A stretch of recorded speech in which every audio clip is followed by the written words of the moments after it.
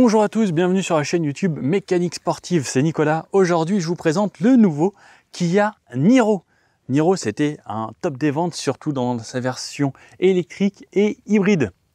Là, je vous présente la version 100% électrique, mais on parle quand même des autres. Donc, version électrique aujourd'hui, 204 chevaux pour cette version.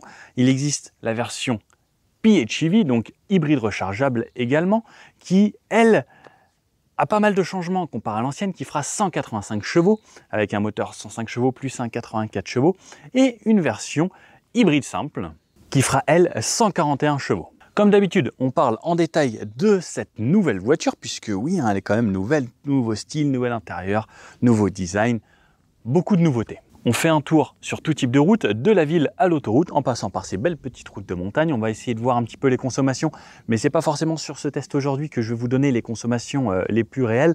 Je reprendrai sûrement la voiture un petit peu plus tard, puisque je sais que c'est une voiture qui est pas mal demandée et où on a quand même pas mal de ventes.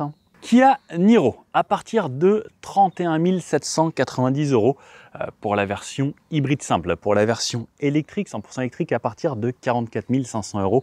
Et si vous voulez la version premium, il faudra rajouter environ 4 000. Ça commence en version Motion, qui est, on va dire, l'entrée de gamme. Ensuite, il y a la Active et la version Premium, comme je vous présente aujourd'hui. Donc, la première, c'est la version hybride simple, donc avec le moteur 1,6 litre. À chaque fois, on aura le moteur 1,6 litre sur la version hybride et hybride rechargeable. Le moteur 1,6 litre qu'on connaît bien chez Kia et chez les cousins Hyundai. Version hybride simple, 141 chevaux. On a une batterie avec de 1,32 kWh qui nous permet pas forcément de rouler en 100% électrique, mais des tout petits bouts, ce qui va surtout être une vraie hybride qui se recharge toute seule automatiquement, qu'on ne branchera pas. 141 chevaux, c'est largement suffisant pour la majorité des cas, et pour beaucoup de monde, même 141 chevaux, en vrai, c'est déjà bien. Il y a beaucoup de voitures qui font moins de 100 chevaux et avec lesquelles on arrive à rouler sans problème. On aura la boîte DCT6, donc boîte automatique 6 rapports. Ensuite, on a le choix de la version hybride rechargeable, donc c'est le même moteur, avec une prise qu'on va pouvoir recharger. On aura cette fois-ci 185 chevaux. Ce sera toujours le moteur 1,6 litre, 105 chevaux, plus 84 chevaux. Par contre, gros avantage comparé à l'ancienne version. Avant, on avait une beaucoup plus petite batterie avec une très faible autonomie. Cette fois-ci, on a jusqu'à 65 km d'autonomie en 100% électrique et une batterie de 11,1 kWh. Sur ces deux versions, avec des moteurs thermiques, pour gagner du poids, ils ont retiré le pignon de la marche arrière pour gagner du poids sur la boîte de vitesse et sur la voiture. Et la marche arrière sera un moteur électrique. Donc ce sera seulement en électrique la marche arrière. Donc forcément pas de bruit quand vous allez manœuvrer. Cette version en blanc aujourd'hui, 204 chevaux, 100% électrique, 255 Nm de couple. Une batterie de 64,8 kWh. Une autonomie WLTP de 460 km. On va voir lorsqu'on va la prendre aujourd'hui ce que ça va nous indiquer, donc plus dans des conditions réelles. Je pense qu'on pourra sûrement les atteindre, les 460 km, dans des conditions optimales. Au niveau de la puissance, 204 chevaux, comme je vous disais, un 0 à 100 en 7 secondes 8, ce qui est plutôt correct, on testera également. On a un chargeur embarqué d'origine de 11 kW et on pourra monter en puissance en DC, donc grâce à la prise combo en charge rapide, à 72 kW. Alors c'est pas aussi élevé que ce qu'on peut retrouver sur le V6, j'aurais bien aimé justement qu'on soit à ce niveau-là, mais on n'a pas l'architecture 800 volts, on a du 400 volts comme batterie ici. Bon, 72 kW, on va dire que c'est correct, c'est pas dans le top, mais ça permet de recharger en 43 minutes de 10 à 80%. Si vous souhaitez une pompe à chaleur, ce sera en option avec le V2D. Le V2D, ça veut dire que je peux connecter un adaptateur ici et pouvoir brancher ce que je veux, par exemple connecter ma maison, ou si je pars en camping, par exemple, si vous faites du camping, vous pouvez brancher jusqu'à 3000 watts sur la prise ici. Et grâce à la batterie principale, donc la grosse batterie, vous allez pouvoir utiliser de l'électroménager ou autre. Plutôt pratique, non? Au niveau des dimensions de la voiture, 4,42 m de long, 1,82 m de large sur 1,57 m de haut. Au niveau du poids, on sera à partir de 1500 kg pour la version hybride simple et jusqu'à 1800 kg pour cette version électrique. On aura une garde au sol ici de 15 cm, un rayon de braquage de 10,60 m, ce qui est plutôt correct pour ce genre de voiture. Sur l'avant, comme vous pouvez le voir, on découvre vraiment une nouvelle voiture. Un capot très à plat ici qui rappelle un petit peu plus les vrais SUV avec des gros moteurs qu'il y avait en dessous. Ce qui est très bien chez Kia. c'est qu'ils savent nous faire des frunks. À l'avant ici, on va trouver un coffre. Donc on ouvre toujours comme un capot normal. Il n'y a que chez Porsche où on a ça à la clé. Alors ce serait bien peut-être de généraliser ça un petit peu plus sur les voitures.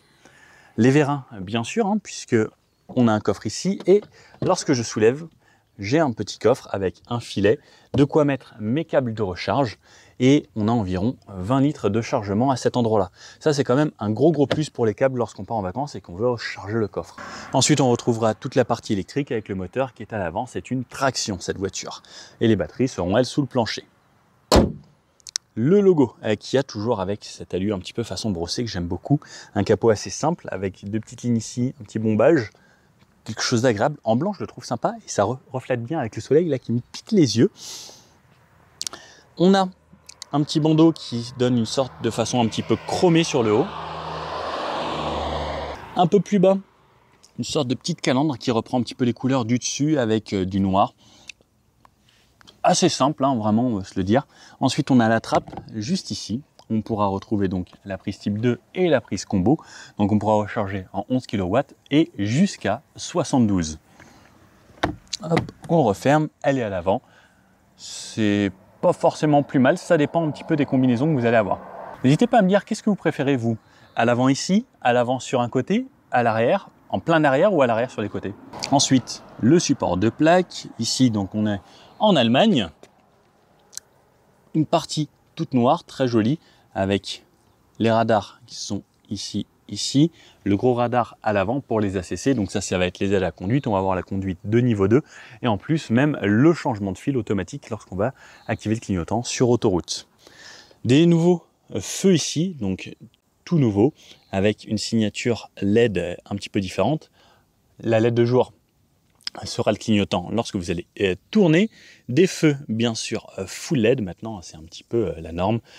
Sur le bas, une partie grise, un petit peu de gris différent ici. La garde au sol, comme je vous disais, 15 cm. On a une belle finition, hein, quasiment pas de plastique brut sur cette voiture. Et c'est quand même très sympa le fait d'avoir vraiment peint ou coloré. Ça fait une belle finition.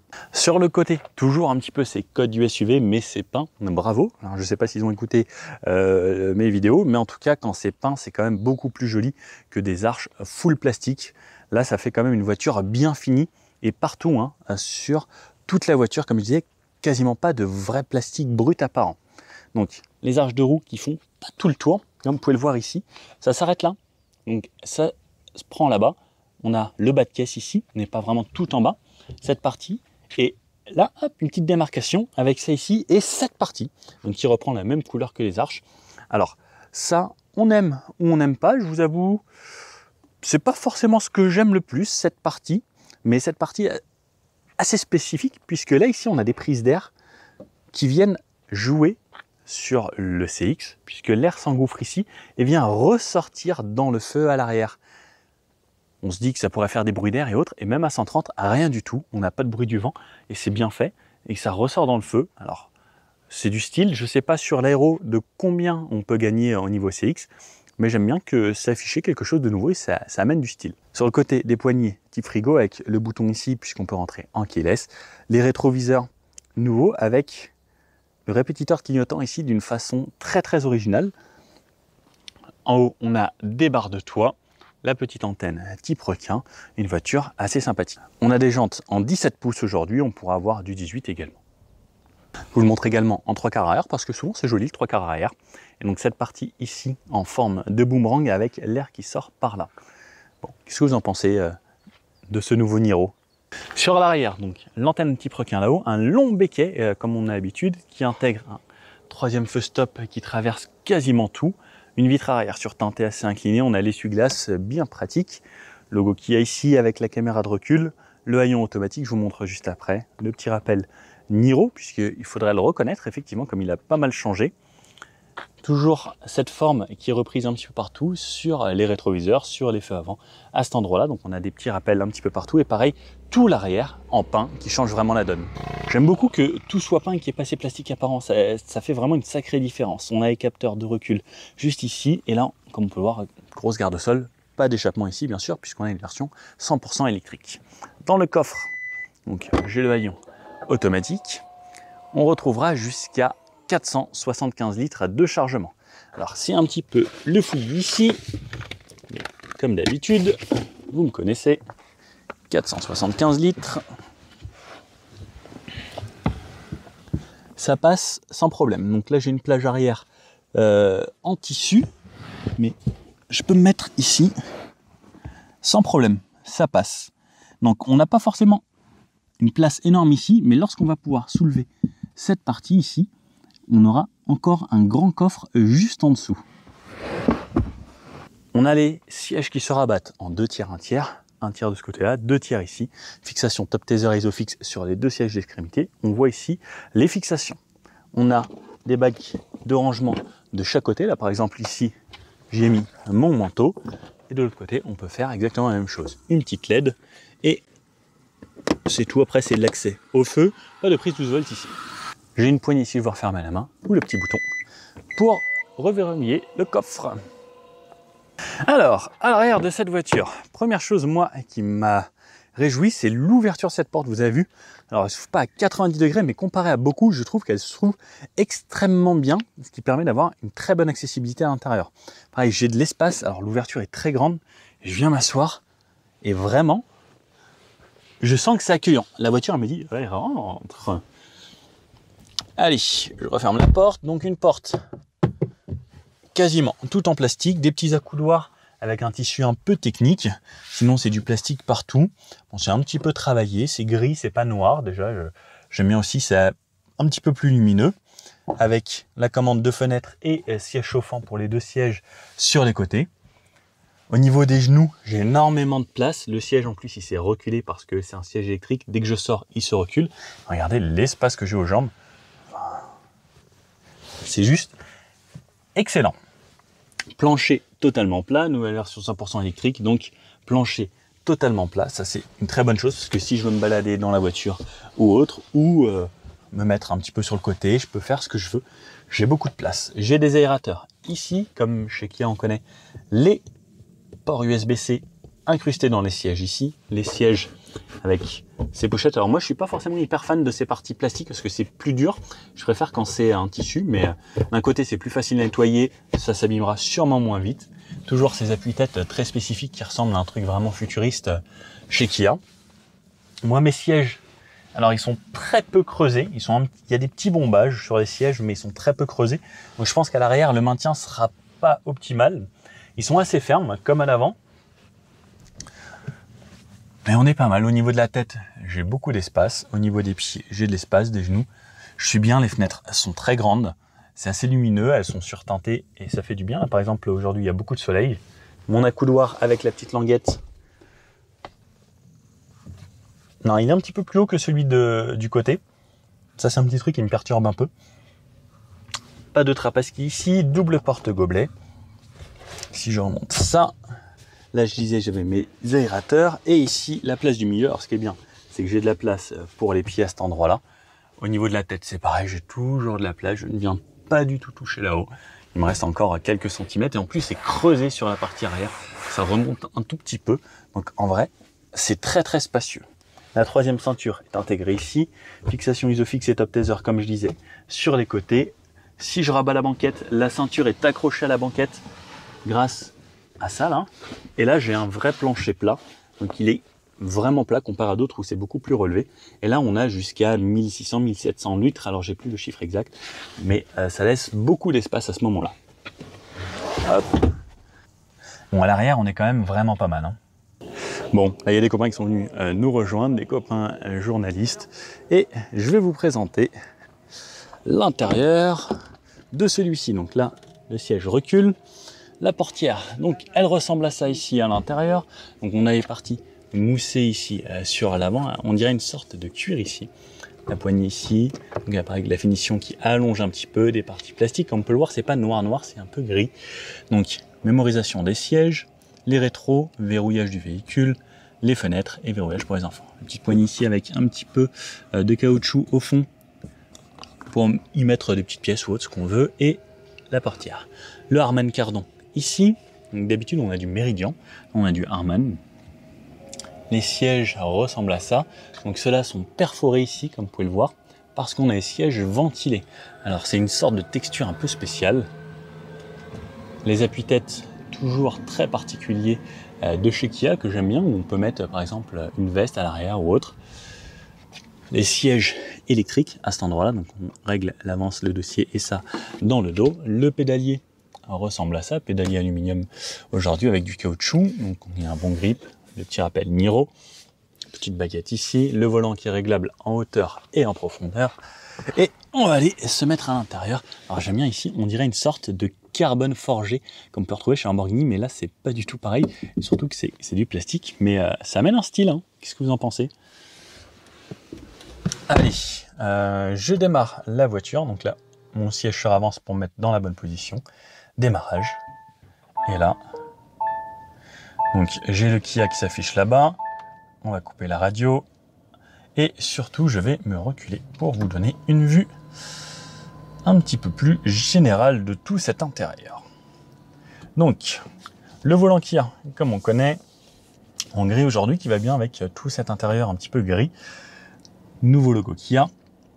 Sur la gauche, on a toujours toutes les aides à la conduite et les menus. Sur la droite, on va voir les modes de radio, le téléphone, la commande vocale et le volume.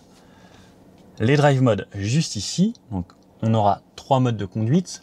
Le mode Eco, donc qui nous affiche comme ça, le mode normal et le mode sport ici. Ça nous change un peu les compteurs, mais ça change aussi surtout beaucoup le comportement de la voiture, ça on le verra pendant qu'on roule. Là on va voir les infos ici. Alors ne tenez pas compte de ça du tout, hein. C'est la voiture tourne depuis tout à l'heure et on a fait que de la montée, donc ne vous tenez pas compte du tout de ces informations. Derrière le volant, on a des palettes à gauche, plus de récupération, à droite moins. Donc souvent c'est plus à droite pour les boîtes de vitesse et moins ici. On va avoir jusqu'au e-pédale et on va voir la récupération d'énergie qui va s'afficher ici. Donc moi regardez, la flèche bouge, elle rebouge et on peut avoir 0. Donc on peut avoir un total roue libre jusqu'au e-pédale qui est la conduite à une pédale. Vous n'avez pas besoin de toucher au frein si vous anticipez bien. Sur la gauche ça va être tout ce qui est feu. Donc on a bien sûr un mode auto, à chaque fois ça se remet sur l'écran là-bas, ça c'est ce que j'aime beaucoup. Pareil, si je mets les feux anti-brouillard, donc si par exemple j'allume et que je mets les feux anti-brouillard, ça va s'afficher là-haut. Hop, auto c'est très bien, et sur la droite ce sera les essuie-glaces, et pareil, les essuie-glaces, ça nous dit ce qu'on a mis comme mode essuie-glace avec la vitesse qu'on a réglée en mode automatique. Le volant réglable en hauteur et en profondeur, comme je vous disais. Hop, donc on a de quoi trouver sa position. Les drive modes aussi, si je reste appuyé, je vais avoir le mode snow, donc qui va enlever le e-pédale et gérer un petit peu mieux l'ESP. Et si je reste appuyé, je reviens en mode normal, éco ou sport. Pareil, ici donc on ne voit pas le régulateur. Si j'appuie une fois, ça met le régulateur. Si je reste appuyé, ça me met le limiteur. Sur la gauche ici, on va voir de quoi régler la hauteur des feux, ouvrir le coffre d'ici et désactiver l'ESP. Désactiver, appuyant une fois, ça le désactive un petit peu. En restant appuyé, ça le désactive totalement avec le contrôle de traction et de stabilité. J'ai un aérateur ici, un ici pour la fenêtre, un haut-parleur là. Ensuite, toute cette partie ici qui est moussée avec un petit design. L'affichage TOTO, alors je ne sais pas si vous pouvez bien le voir ici parce qu'il y a vraiment beaucoup de luminosité, mais moi je le vois très très bien, qui m'affiche le GPS et pas mal d'infos. Un haut-parleur là et une partie un petit peu plus plane. Deux écrans, donc deux écrans de 10,23 pouces ici et ici. Très joli, celui-ci est tactile, il est plutôt réactif, on a tout ce qu'on connaît chez Kia comme d'habitude avec les menus ici et une page d'accueil avec par exemple le GPS qui est dessiné de cette façon lorsque je suis sur la page d'accueil.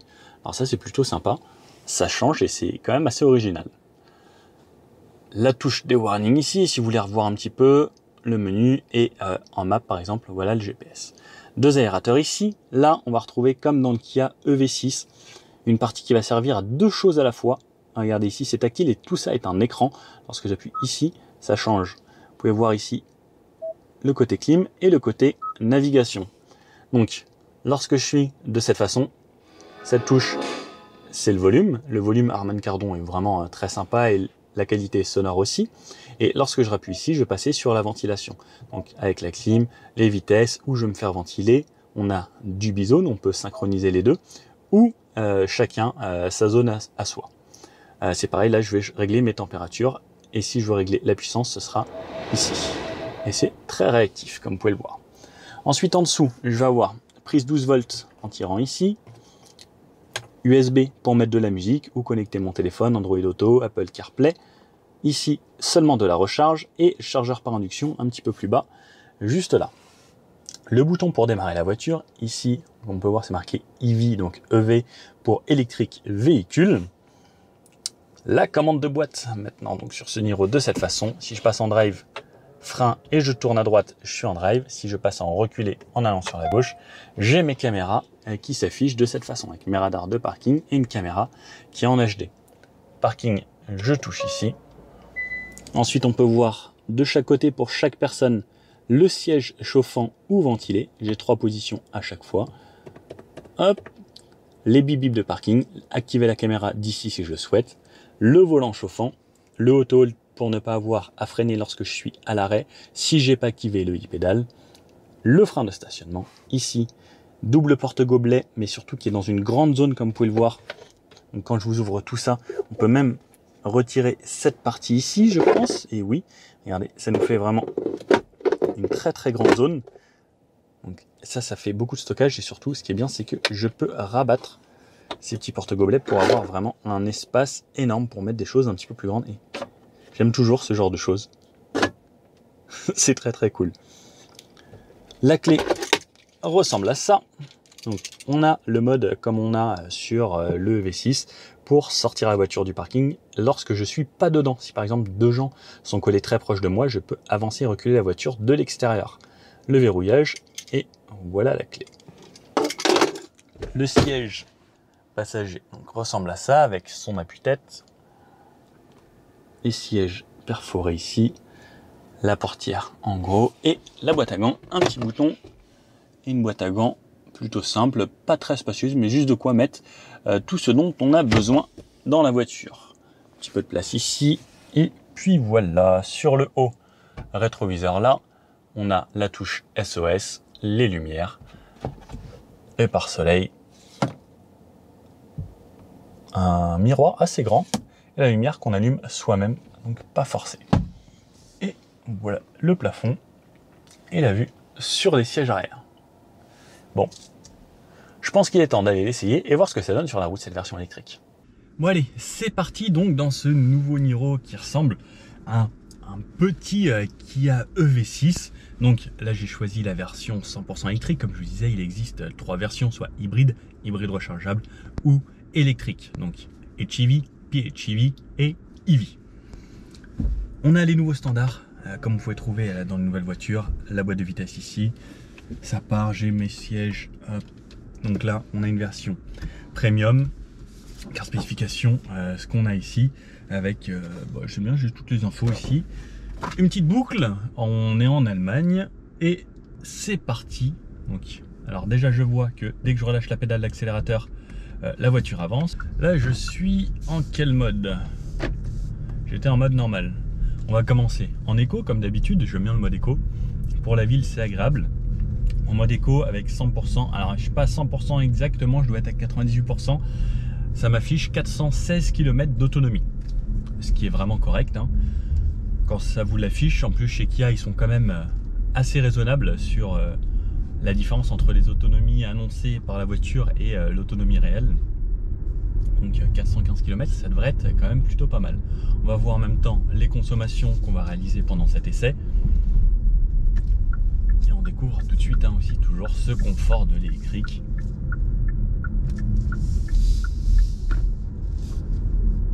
Cet agrément de conduite, cette facilité. On a la récupération d'énergie, qui est quand même bien agréable. J'ai mon accoudoir ici, alors hop, il s'avance pas. Et je suis quand même vraiment bien. J'ai un intérieur assez clair, là surtout au clair. En plus, on a cette texture qui est un petit peu différente de ce qu'on a l'habitude de voir. C'est pas mal, hein. Auto hold, bien pratique pour lorsque je suis à un feu comme ça.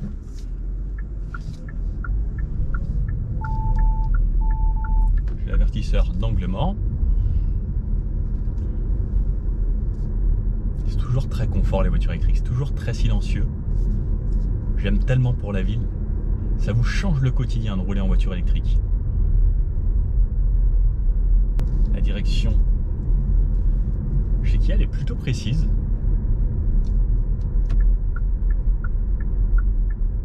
Les sièges sont plutôt fermes. Je vous avoue qu'ils sont quand même bien fermes. Alors, c'est des voitures toutes neuves. Ils maintiennent plutôt bien là sur le côté. On peut le voir, là, il y a un assez gros rebord. Là. Pareil au niveau du siège. Ils sont percés parce qu'ils sont ventilés également s'il faisait chaud. Aujourd'hui, il fait combien? 23 degrés. C'est la bonne température. Il fait ni trop chaud ni trop froid. Mais en tout cas, enfin, on se sent bien dans cette voiture. J'aime beaucoup. Tout ce que Kia a fait là, depuis un an ou deux, c'est quand même très sympa, je trouve. La direction, comme je vous disais, très agréable. Donc là, je suis en mode éco. Ensuite, je peux passer en mode normal ou en mode sport. Ça va changer la réponse à l'accélération. En mode sport, on sent qu'on a tout de suite une voiture un petit peu plus vive.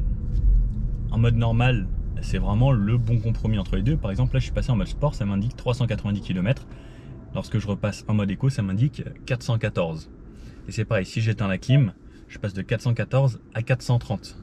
Donc, c'est plein de petites choses qui vont faire économiser un petit peu. Mais comme sur une voiture normale, 414, moi je trouve ça cool. Le mode éco, c'est vraiment celui que moi je vais privilégier quasiment tout le temps. En plus, ce genre de voiture, ça se veut pas forcément sportif. Donc, le mode sport, pas très utile. À moins que vous soyez sur des petites routes de montagne, vous voulez que ça relance un petit peu plus ou ce genre de choses. Mais pour la ville, je pense qu'il n'y a pas besoin. Enfin, surtout que dans les villes, on passe quasiment à 30 partout en France. Bah, même ici, c'est 30, tiens, c'est marrant. Et en vrai, même en mode éco, si j'appuie un petit peu, ça accélère largement suffisamment. Après, c'est vrai que le mode sport, les 204 chevaux, ils sont tout de suite beaucoup plus présents. Et on dirait... Alors,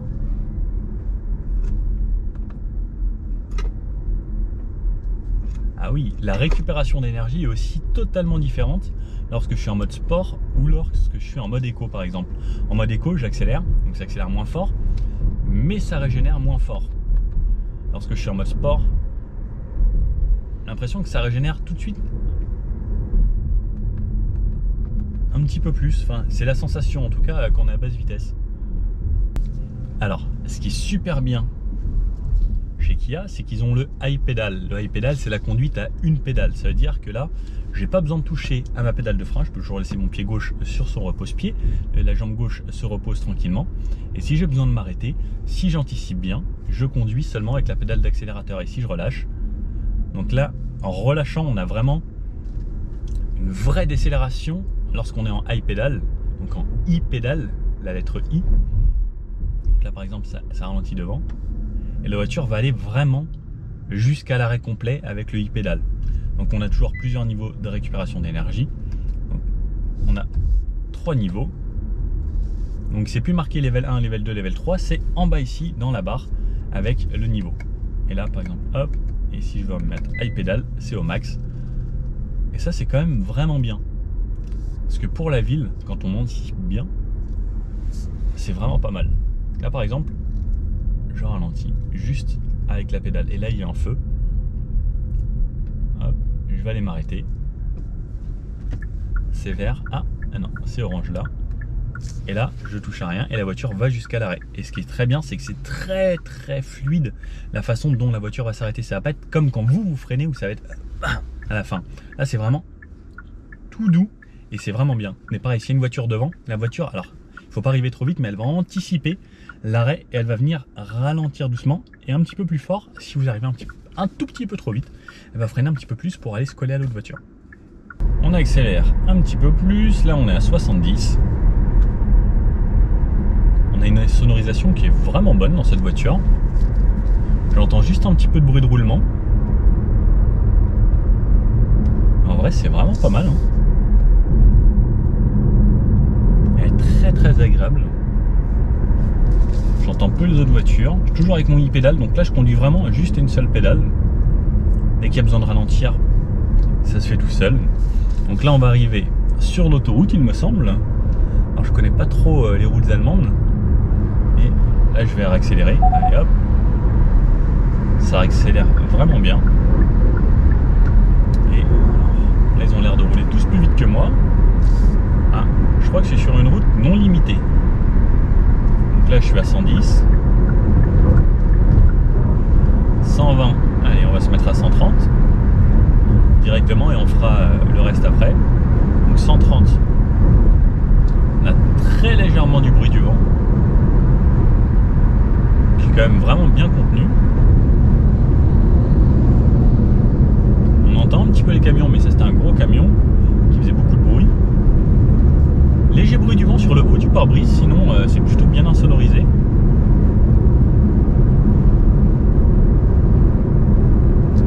Là je suis un petit peu plus bas, je suis à 120.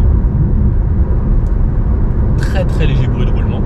Alors ça me perturbe un petit peu parce que en fait la console centrale ici elle est super basse et je sais pas où poser mon bras. Alors il faut le laisser sur le volant ou sur moi. En fait elle est très basse. Il faut s'y faire. Donc 130.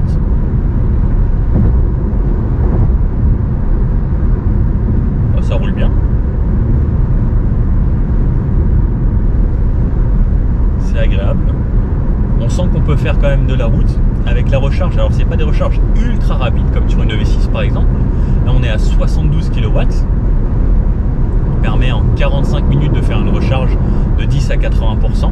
Alors j'aurais bien aimé peut-être un petit peu plus sur ce Niro, même si effectivement les gens qui vont faire plus de route vont plus se diriger vers un EV6. Mais en tout cas sur autoroute c'est top. Le GPS là m'indique bien, c'est joli. Il me dit bien où il faut tourner et autres. Je peux mettre bien sûr mes aides à la conduite. Donc là par exemple, je lui dis 130. Hop. Je peux mettre la conduite de niveau 2, donc avec le volant qui va suivre les lignes. J'ai un affichage tâteau très sympathique qui détecte les voitures sur les côtés, ça c'est joli. Ça le faisait pas sur le V6 par exemple, ça doit être une nouvelle version. Alors, regardez, je touche à rien, ça suit la voiture de devant.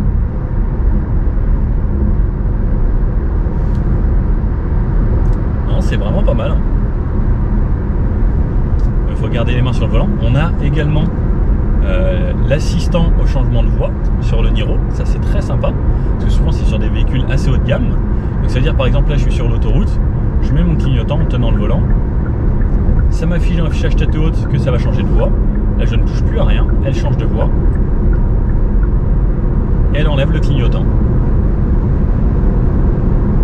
Et si je dois retourner sur la droite, je tiens le volant, elle s'occupe de faire le changement sur la droite et elle ralentit parce qu'il y a une voiture devant. Et voilà. C'est beau d'avoir ça sur un Niro quand même. Ah, un rond-point. Donc on va pouvoir se faire le test en rond-point. Alors c'est un petit celui-ci. Voir un petit peu le maintien des sièges. Et comment ça tourne. On va laisser passer les gens et allez. Hop. On sent que ça tient bien. Comme je disais, ça prend un tout petit peu de roulis, mais le châssis reste bien ferme. Ça tourne bien. Et là, si je rechange ici, hop.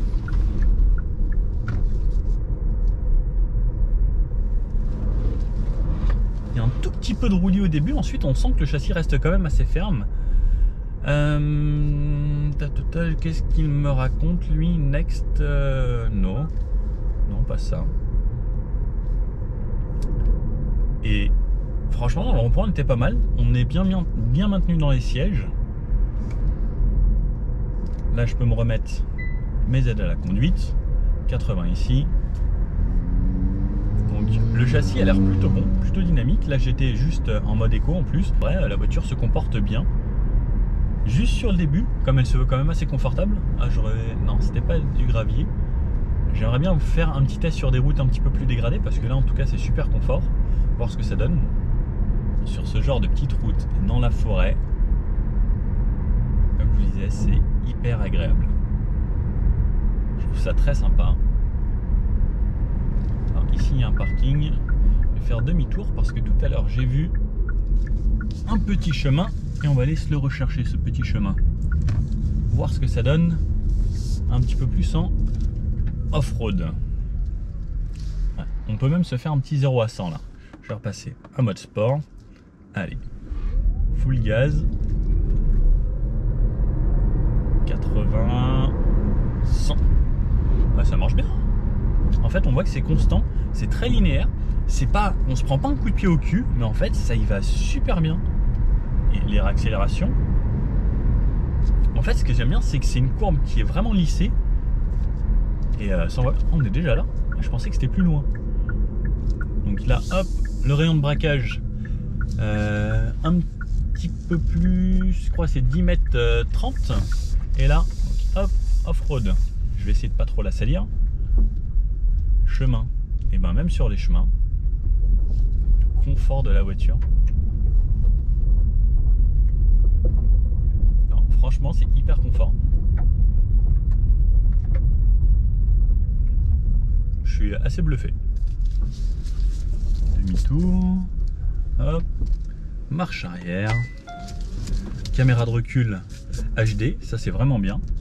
Donc pas de caméra 360 là, mais caméra HD en tout cas, qui marche très très bien. Pas de caméra à l'avant. Et franchement sur le chemin là, je suis assez bluffé. Donc là, maintenant qu'on fait des petites routes, j'ai remis à 0. Donc là, ça monte pas mal, mais on va voir sur ce genre de petites routes ce que ça donne niveau consommation. Et je vous donnerai les consommations totales lors de l'essai complet. Je me suis mis en point de vue conducteur pour vous montrer directement d'ici à quoi ça ressemble lorsqu'on conduit cette voiture. Alors, là, je suis en mode éco. J'ai choisi de mettre la récupération au mini, ça veut dire que à chaque fois que j'accélère et que je relâche, je passe en roue libre, comme si j'étais au neutre. Donc il n'y a plus du tout de récupération lorsque je suis au minimum. Ça va me permettre, selon le type de route, de pouvoir réaliser pas mal de kilomètres. Quand ça descend un petit peu comme ça, je peux me mettre en roue libre, plutôt que de récupérer, j'accélère un tout petit peu, et ensuite je laisse rouler. Ça permet de faire un grand nombre de kilomètres, avec peu d'énergie également. On a deux choix, soit on va accélérer un petit peu plus et on se dit on recharge à chaque phase de freinage. Là dans tous les cas, à chaque fois que je vais freiner, je vais recharger de l'électricité également. Mais par exemple, là je suis en roue libre, je touche à rien, la voiture elle roule toute seule et quand devant ça va ralentir, je peux freiner un petit peu pour perdre un petit peu de rythme et pas foncer devant. Ou sinon je peux utiliser les palettes, donc premier niveau de récupération, mais qui lui va me forcer à réaccélérer. Par exemple là je réaccélère pour reprendre un peu d'énergie, alors que si je reste en roue libre, en vrai là je pourrais rester un sacré moment sans toucher à la pédale d'accélérateur. Et ça aussi c'est intéressant lorsqu'on est en version électrique pour faire un maximum de kilomètres. Là par exemple j'ai pas le régulateur, je suis juste en roue libre, mais j'ai laissé le centrage de voie. Donc par exemple là je touche pas aux pédales, mais là elle accélère pas. Alors des fois attention lorsqu'il y a des virages comme ça, mais elle va gérer quand même le centrage de voie. Donc là par exemple elle s'en occupe elle-même sans que je freine ou que j'accélère et sans qu'elle ne freine ou n'accélère. Donc là c'est juste le centrage de voie. On peut l'activer également même lorsqu'on conduit, juste je veux qu'elle reste au centre de la voie et c'est moi qui gère l'accélération et le freinage. Là par exemple c'est le cas actuellement. Et lorsque je réarrive en ville, si je le souhaite, je peux me remettre mon e-pédale. Donc là ça va aller vraiment jusqu'à l'arrêt lorsque je relâche la pédale d'accélérateur. Et en ville, il est plus intéressant d'avoir le e-pédale pour ne pas avoir à changer de pédale déjà pour votre confort personnel, mais également pour la recharge, puisque vous allez apprendre à anticiper. Par exemple là, je vois qu'il ralentit, je ralentis, ça freine tout seul. Alors moi, c'est pas celui-là, c'est le prochain. Donc là par exemple, juste je relâche et ça vient jusqu'à l'arrêt. Vous avez vu, sur la fin, c'est super smooth. Et en vrai, on le sent pas, il n'y a pas d'à-coup et ça c'est vraiment très agréable. Alors, je vous avais dit tout à l'heure que j'avais remis à 0 avant de rentrer dans la montagne. Donc, on a fait le parcours. Je suis à 15,2 kWh et pourtant j'ai laissé la voiture tourner il y a pas mal de temps. J'ai pas initialisé entre temps. Et depuis le début du parcours, je suis depuis la recharge à 21,4 en ayant fait une bonne partie d'autoroute également à 130 km/h. Donc, c'est plutôt correct. Le management de l'accélération de l'électricité est vraiment très très bon sur cette voiture parce que je sens qu'elle se met très souvent en roue libre. Elle freine un tout petit peu des fois dès que c'est un petit peu trop vite ou elle réinjecte juste un petit peu d'électricité quand il faut. C'est juste parfait. Bon, la autoroute en Allemagne c'est 120. Enfin là on est même sur une autoroute où il n'y a pas de limitation. Ça c'est la beauté de l'Allemagne. Mais on va se mettre à la limitation, ça sert à rien forcément de rouler trop vite. Et quand on a ce petit panneau en Allemagne, ça veut dire que c'est full speed illimité. Bon, ils avaient voté pour supprimer tout ça, mais au final les Allemands se sont battus pour dire non, on garde nos autoroutes illimitées, et ça fait plaisir. Bon, comme je suis plutôt là pour faire un test de combien elle consomme la voiture en roulant à notre vraie allure, alors, même d'ailleurs je peux mettre à 130, comme ça nous fera vraiment nos idées de chez nous, mais là sur les 50 derniers kilomètres, une consommation à 13,3 en ayant tout à l'heure fait quand même donc toute cette partie d'autoroute également, plus de la montagne, ça monte, ça descend, donc 13,3 c'est vraiment pas mal. Après, comme on le sait, sur autoroute ça consomme vraiment plus, mais celle-ci elle a l'air d'être quand même très efficiente, hein, comme l'ancienne Niro qui était une des références niveau consommation d'énergie. 130, comme je disais tout à l'heure, un petit peu de bruit du vent, mais en point de vue conducteur, voilà à quoi ça ressemble. Et puis je me laisse conduire, hein, comme toujours.